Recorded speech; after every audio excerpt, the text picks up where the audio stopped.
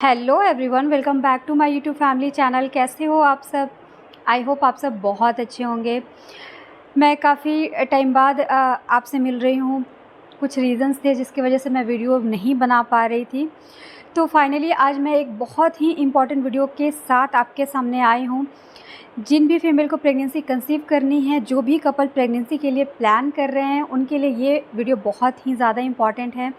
क्योंकि जब भी कोई कपल प्रेगनेंसी प्लान करता है ना, तो मंथ का एक टाइम आता है जिसमें उन्हें ये जानने की बहुत ज़्यादा उत्सुकता होती है कि क्या इस मंथ उनकी प्रेगनेंसी कंसीव हो गई है।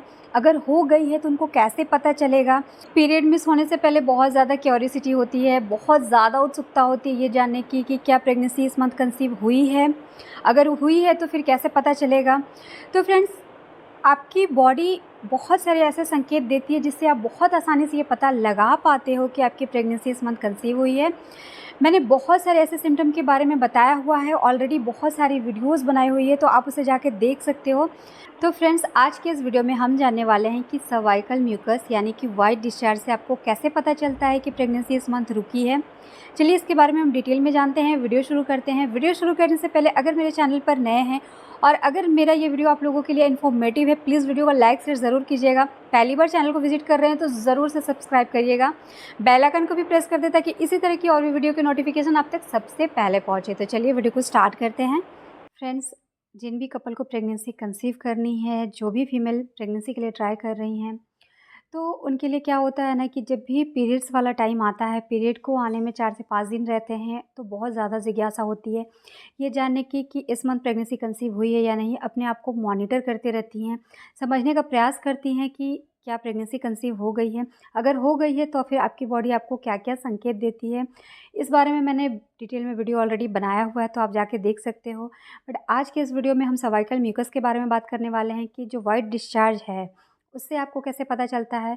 तो फ्रेंड्स, सबसे पहले मैं बता दूं कि ये जो पूरा 30 दिन का एक महीना होता है ना, इसमें हर फीमेल को डिस्चार्ज होते हैं।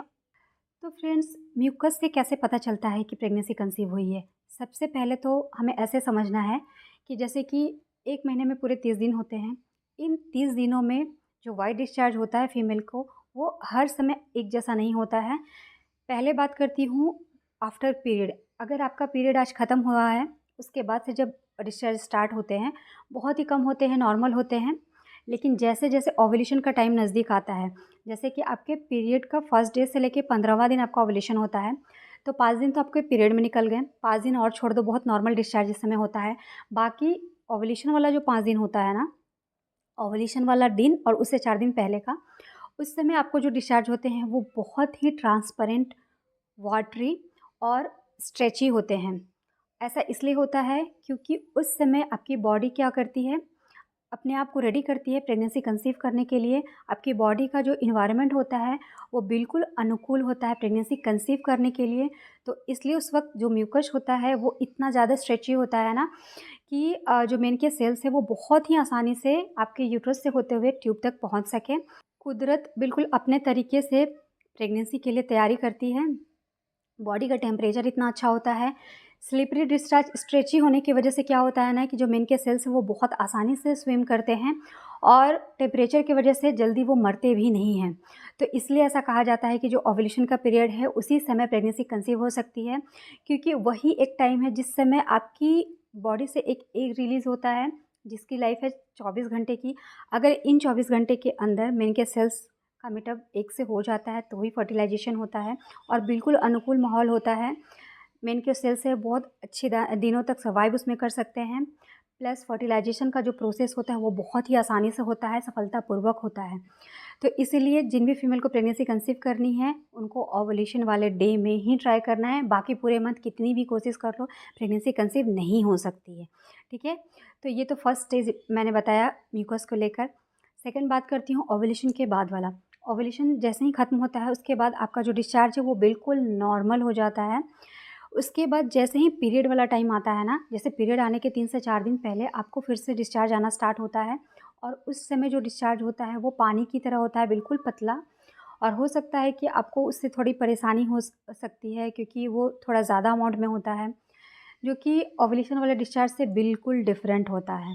ठीक है, और तीसरा डिस्चार्ज जब आपको प्रेगनेंसी कंसीव हो जाती है तब जो डिस्चार्ज होता है ना वो बिल्कुल थिक और मिल्की दूधिया टाइप का डिस्चार्ज उस समय होता है। अगर आप उसे देखोगे बिल्कुल स्ट्रेची नहीं होता है, कोई ट्रांसपेरेंट नहीं होगा वो, थोड़ा थिक होगा और वाइट कलर का होता है, दूधिया जिसे आप बोल सकते हो। जो डिस्चार्ज है ना वो इन्फेक्शन से आपको बचाता है, साथ ही यदि आप प्रेग्नेंट हैं तो आपके बच्चे तक इन्फेक्शन को नहीं पहुंचने देता है, इसलिए डिस्चार्ज होते हैं। फर्स्ट ट्राइमेस्टर में डिस्चार्ज थोड़ा ज़्यादा होता है, सेकंड में थोड़ा कम और लास्ट स्टेज में फिर थोड़ा ज़्यादा डिस्चार्ज होता है। ये सिर्फ आपके बच्चे को इन्फेक्शन से बचाने के लिए होता है, आपके यूट्रस को इन्फेक्शन से बचाने के लिए होता है। तो डिस्चार्ज बहुत ही इम्पॉर्टेंट है। जिनको भी ड्राइनेस की दिक्कत है, जिनको डिस्चार्ज सही से नहीं आते, उनको इन्फेक्शन की प्रॉब्लम होती है और प्रॉब्लम इतनी ज़्यादा हो जाती है कि स्वेलिंग हो जाती है, इन्फ्लेमेशन की समस्या हो जाती है और कई बार ऐसा भी हो जाता है कि इन्फ्लेमेशन की वजह से इनफर्टिलिटी का भी सामना करना पड़ता है। कई बार ऐसा भी होता है कि जिनको डिस्चार्ज सही से नहीं आते, उनको सर्विक्स के पास स्वेलिंग हो जाती है, इन्फ्लेमेशन की समस्या हो जाती है और फिर क्या होता है, सर्विक्स का माउथ बंद हो जाता है। जब सर्विक्स का माउथ बंद होगा तो मेन के सेल्स ऊपर कैसे जाएंगे, है ना। तो ये सारे प्रॉब्लम्स के जड़ ना ये आपका डिस्चार्ज होता है। अगर आपको डिस्चार्ज नहीं हो रहे हैं तो, अगर हो रहे हैं तो बहुत अच्छी बात है, अगर नहीं हो रहे हैं, ड्राइनेस की दिक्कत है, तो हो सकता है कि आपको इन्फेक्शन है और इन्फेक्शन की वजह से बहुत बार ऐसा होता है कि इनफर्टिलिटी की प्रॉब्लम होती है। तो आप प्लीज़ अपनी केयर करें। और आप कैसे डिफ्रेंशिएट करोगे कि आपको जो डिस्चार्ज आ रहे हैं पीरियड के 2-3 दिन पहले वो प्रेगनेंसी वाले हैं या फिर पीरियड वाले। तो जो पीरियड वाले डिस्चार्ज हैं वो पानी की तरह होते हैं, थोड़ा ज़्यादा अमाउंट में होंगे, लेकिन जो प्रेगनेंसी वाले डिस्चार्ज होते हैं वो ज़्यादातर थिक होते हैं, वाइट होते हैं, मिल्की होते हैं। तो इस तरह से आप डिफ्रेंशिएट कर पाओगे कि आपकी प्रेगनेंसी कंसीव हो गई है या फिर आपके पीरियड्स आने वाले हैं। तो फ्रेंड्स, आई होप मेरा ये वीडियो आप लोगों के लिए हेल्पफुल रहा होगा। अगर मेरा ये वीडियो आप लोगों के लिए हेल्पफुल है, प्लीज़ वीडियो को लाइक शेयर ज़रूर कीजिएगा। पहली बार चैनल को विजिट कर रहे हैं तो ज़रूर से सब्सक्राइब कर दें, बेल आइकन को भी प्रेस कर दें ताकि इसी तरह की और भी वीडियो की नोटिफिकेशन आप तक सबसे पहले पहुँचे। Thanks for watching.